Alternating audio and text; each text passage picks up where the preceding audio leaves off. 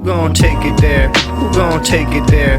Who gon' take it there? Who gon' take it there? Electricity, electricity, electricity, electricity.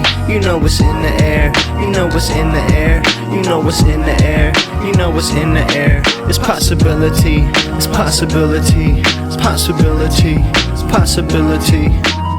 So Emma Vigeland of The Majority Report went on a segment on MSNBC to talk about Donald Trump being embroiled in this Epstein Files fiasco and how Democrats should not let him wiggle away from it. And so they talked a little bit about the dynamics of that and why Democrats are a little bit uncomfortable with it. So I just wanted to highlight this. I thought she did a good job here. It's a message you don't often see on MSNBC. It's a pretty sharp and refined message she's giving here. And so I think it's good to spread this type of message and this type of rhetoric, this type of approach politically on MSNBC, because I think the people doing the programming are not used to airing this type of thing or thinking this way. And the people watching these programs, I think, have a lot of interest in hearing a message like this. And I think that's part of the reason that they are having an Emma Vigeland on, is because they're trying to open the doors to more perspectives like that. They introduce her as host of The Majority Report. So they recognize that outlets like that are taking a lot of their viewership, and you know, the base of people that they're supposed to be appealing to is drifting towards a more unabashedly partisan and unabashedly left-wing direction. So that's where the market's at. So I think that's their reason for having Emma on, whereas historically they've been hostile to views like this. You know, they have Chris Hayes, who can be pretty sharp on his program, but they recently got rid of Joy Ann Reid for just, you know, some pretty mild coverage of Gaza. So I do have some skepticism and some criticism in terms of what it means for them to be including figures like Emma Vigeland in their programming. But overall, I think it's a good thing, and she did a good job. So let's listen to that real quick. Emma, I'm curious how you think Democrats should fight this out, position themselves right now, because we have people like Senator Wyden who has a clear focus and sort of path forward. You know, Democrats on the Oversight Committee doing what they can right now with subpoena efforts. But then at the same time, some of the reporting in the past week has suggested that some Democrats are very uncomfortable in this space. They kind of wish they could be talking about the big, beautiful bill or big, ugly bill in their view. I'm interested to hear your take on what they should fundamentally do, and if there is a risk here for them, given the fact that if more files are made public, it's very likely there are people on both sides of the aisle in there. Yeah, I remember maybe it was some years ago, Christine Pelosi had tweeted out, some of our faves may be implicated, but that's something that we need to basically stomach, because this is being given to Democrats on a silver platter. If they can't make something out of this, well, I don't know what they're in public service for, except to, I don't know, have the prestige. Because there are very few opportunities right now to slow the roll of this fascist administration. They are throwing people into concentration camps down in Florida. They are helping Israel commit genocide in Gaza right now. Time is of the essence. And so if we can slow them in any way that creates political problems for them, we have to be able to take that opportunity. And I mean, as I was saying in the earlier segment, this is a bit of a populist story, I think, for lower information voters. I don't want to be disparaging, but I'm interested in it too, right? Because it's such a low barrier to entry. You can see how the story is about elites doing unspeakable things and getting away with it, and then other elites covering that up. And for so long, Donald Trump has positioned himself as separate from the Republican establishment. And frankly, even Democrats have aided this by pursuing suburban Republicans in their coalition and just saying, oh, that's MAGA Republicans. No. All Republicans are complicit in this, and let's fight Republicans. And so when you show that Donald Trump is participating in the cover-up, this elite cover-up, you bring him into the fold of the elites that people despise, that are responsible for this untold concentration of wealth that at the very top, they're making people's lives worse. You make Donald Trump into an establishment figure by tying him to Epstein. And so if Democrats can't make a good political hay out of this, I mean, I don't know, man. You got to find another job, go into consulting or something. one of the things that makes me think about this differently is the more and more and more there's a resistance to this, the bigger the expectation seems to be in terms of what's actually in the files. And so it strikes me as something that we are not going to be able to ever satisfy the hunger from the MAGA right, or even from people who are just curious about what's in those files, because to your point, Emma, there's been such a big cover-up so far, right. And that's just created such a big issue. But the cover-up, how did Nixon get undone? It's the cover-up. I mean, Benghazi, do people even know what happened in Benghazi? But they'll hear that and they associate it with Hillary Clinton. Let's play dirty. I mean, we have a majority of the American public on our side, but we also have a responsibility to protect the most vulnerable in this moment, and that means not holding back any punches when it comes to Donald Trump. Yeah, so like I said, pretty great performance from her here. Not perfect, but she hit a lot of important notes, like Trump Epstein, tying it to billionaires and elites and sort of the establishment, and getting a message out seemingly to Democratic leaders that they should be pulling no punches when it comes to Trump and Epstein, which is a good message to get out there. I'm not sure how effective going on MSNBC is if you're directly trying to influence like what Democratic lawmakers are doing. I guess there's no other platform that would be better for that.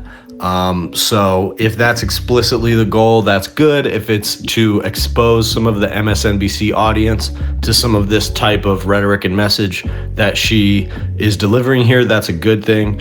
I do worry a little bit about the establishment capture that happens with an entity like MSNBC. Like, the fact that she's going on there with that message is genuinely subversive. And it's good that they're having more voices like that on a platform like MSNBC. Obviously, they're doing it mainly because this is a quote-unquote anti-establishment message that can be aimed towards Trump.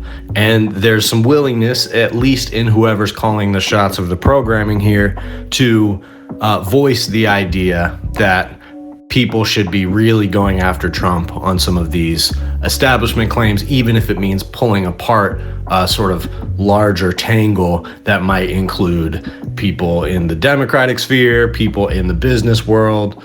And so ultimately, that's why platforms like MSNBC, CBS, any news outlet has been sheepish about covering Epstein and the controversy surrounding him from the beginning, because the people higher up that are either actively calling the shots of these organizations or on the boards of these organizations or whatever, a lot of them are the ones implicated. Yes, it's big fish like Bill Clinton and Donald Trump, but also a lot of like people whose names we might not necessarily know, but they're big in the business world, they control lots of money, and they had ties to Jeffrey Epstein. And they also have ties to the major media organizations. So like, those are the type of people who are going to be trying to avoid discussion of this on air.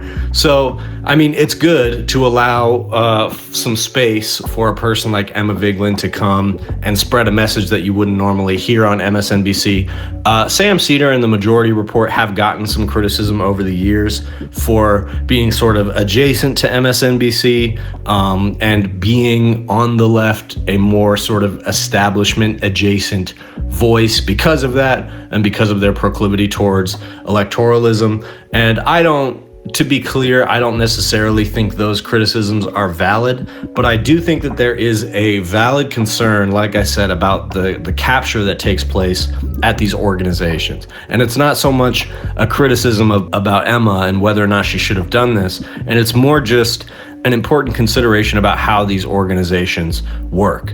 MSNBC would not have had Emma Vigeland on unless they were fairly confident that the message she was going to deliver was going to fit pretty cleanly into their programming. Like I said, it works because it's anti-Trump programming. So the Epstein stuff is risky for them, and it's good that younger faces are starting to pop up in these seats and pushing the Overton window to the left a little bit. And I think that that's the best way to look at this and the dynamic of what's happening here, to be skeptical of this larger organization, because ultimately as much as you want to rabble rouse within the halls of power, the people who run the organizations have more power than you in terms of shaping the messaging that goes out. So you only have so much ability to affect that from the inside. Maybe a little bit on the margins, or you can get a good message out here and there. But ultimately, if the powers that be at MSNBC want to shape their messaging a certain way, want to avoid subjects like Epstein and criticism of Israel, they're going to do it. And it's much more likely that you are going to be co-opted to their ends rather than your ability to co-opt their platform to your ends. Although I think there's some opportunities for that. And I think rather than looking at this as, the Majority Report and anybody who might be on MSNBC or go on MSNBC, Mehdi Hassan, Chris Hayes, whatever, those are the establishment voices, and that is one team, and then the other team is like the non-establishment, and that's the people who are further left than that. Rather than looking at it like that, I think we should look at it as this is a broad shift where more and more voices and people in these spaces are starting to just be younger and have a fresher message, and the fresher and more aggressive message is the one that's breaking through. So it doesn't really matter if Emma Vigeland is the messenger for that or somebody else. It's probably better that an authentic messenger like Emma Vigeland be the one to carry that across on MSNBC rather than some kind of grifter or whatever, because somebody's going to fill that space, because ultimately that's what the market is demanding. The reason they're having Emma Vigeland on is because they recognize that she is commanding a market that they're losing right now. The Majority Report represents a place that their audience is fleeing to, or just an outlet that's picking up viewers that they could be getting. And so it's a smart move on their part to try to bring that into the fold. But like I said, the benefit that comes from aligning yourself with an organization like that will ultimately incentivize you to compromise on certain things. And I mean, Sam Cedar, I don't really worry about that too much because he's familiar with it. He's had deals with MSNBC. They streamed on Peacock for a while, and it didn't end up being that worth it for them. And so, I mean, he's turned down stuff like that. He used to be, I believe, a contributor at MSNBC, and then he had some kind of controversy about a tweet. He did a sarcastic tweet that, got him sort of canceled, and there was a huge uproar about it. He got fired over it, and that ultimately ended up sort of adding to the momentum of the Majority Report, was him parting ways from them. So, since then they've had a tepid relationship here and there. I'm not surprised to see Emma going on the program rather than Sam. I'm not sure if he would or if he's invited. I don't know. But the point being, it's good that some of these doors are open. However, the people in power at these organizations has not changed. And if anything, they're getting worse in their willingness to launder or capitulate to right-wing ideology. So, is it worth it going in these places? Of course it is. I mean, this is like center-left liberal, news operation. So if we can't go in there when the door is open with the left-wing message and spread it effectively, then we're not spreading it effectively anywhere, at least not in a mainstream setting. So it's this is level one in terms of getting a left-wing message out there. So it's good for Emma to be doing this. Good on her for doing it. The Epstein stuff, she's right that Democrats need to hit him on that. I'm not sure if they're going to. As of right now, it looks like Ghislaine Maxwell is making a serious bid to either have her conviction overturned or to get pardoned. She is apparently going to the Supreme Court to get her conviction officially overturned, which is an interesting move. I think either that could be her lawyer saying, this is our opportunity to do whatever we can, either try to get a deal with the administration or go to the Supreme Court or whatever. There's also a possibility that the administration told them straight up that they don't want to make a deal with them outright, but if they go to the Supreme Court, that it's likely that they'll get the outcome that they want there. Who knows how explicit the Trump administration's manipulation of the Supreme Court decisions are. I mean, we'd like to think that even though they are consistently ruling in Trump's favor, at least to the extent that allows him to keep up his abuses of power, like beginning to dismantle birthright citizenship, ruling in his favor on anything anti-abortion, etc.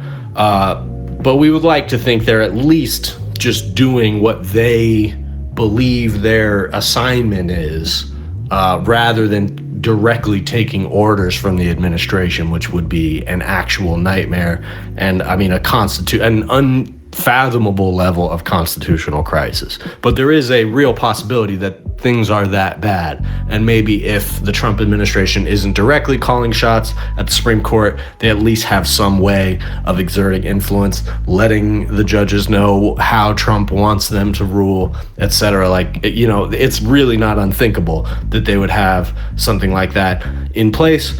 So we'll see. I mean, this is the test of if MAGA is going to let them get away with this. Like I've been saying, the most likely thing that is going to happen here is that Ghislaine Maxwell is going to come out, give a certain list of people that were involved in this, omit Trump's name, and then that's the last we're ever going to hear about this. They go about their cover-up, make sure nobody asks any more questions about it. Ghislaine gets her pardon, and that's the end of it. Seems like that's the play. Whether or not MAGA would go for it, I think they would. I think all they're looking for is an out. They found themselves in, for whatever reason, a position where they don't feel like they can continue supporting Trump without seeing something different from him on this, without him giving them some kind of red meat in relation to Jeffrey Epstein and who his associates were. I don't know why that's the line in the sand for them. And when it comes to the base at large, that's not necessarily true. But at least certain loud voices on the right are making demands that Trump not run away from this. And so he's probably going to give them something. And I think most people who do have their ears perked up about this on the right are just looking for something to appease them. And if they're given that, if Ghislaine Maxwell puts something out there, if they arrive at some kind of deal, I don't think MAGA is going to scrutinize it very much, because they just want to be able to sleep at night with the knowledge that they voted for Donald Trump. So we'll keep an eye on that. I do think it's a good idea to pressure the sort of establishment media on the Democratic side to not stop talking about the Epstein thing. It's a good idea to pressure Democratic representatives not to shut up about it, although I don't know if pressuring them really is going to do that much. I think honestly we just have to make noise about it ourselves, because the more noise that we make about it, the more the mainstream news sources are just going to sort of follow the story. Like this video, please like and subscribe, and if you really want to support, consider becoming a member. That's the best way to support this channel. I'm also running a live stream now of my own music and content 24/7, so go check that out if you're interested in the music. You can drop a comment in the chat, tell me what you think of the music or ask me a question. I'm going to be kind of checking in on the chat there regularly, just to talk to you guys if you have any questions for me or want to suggest things. And then if you send super chats in there too, I can read those on the pod. Just some new things that I'm trying out. I also got my website up with a little bit of merch on there, just a hoodie and a hat for now. I'm selling those at retail price just to try to get some stuff out there. So if any of that is your cup of tea, check it out and become a member if you want access to exclusive music and different kinds of content before anybody else gets it.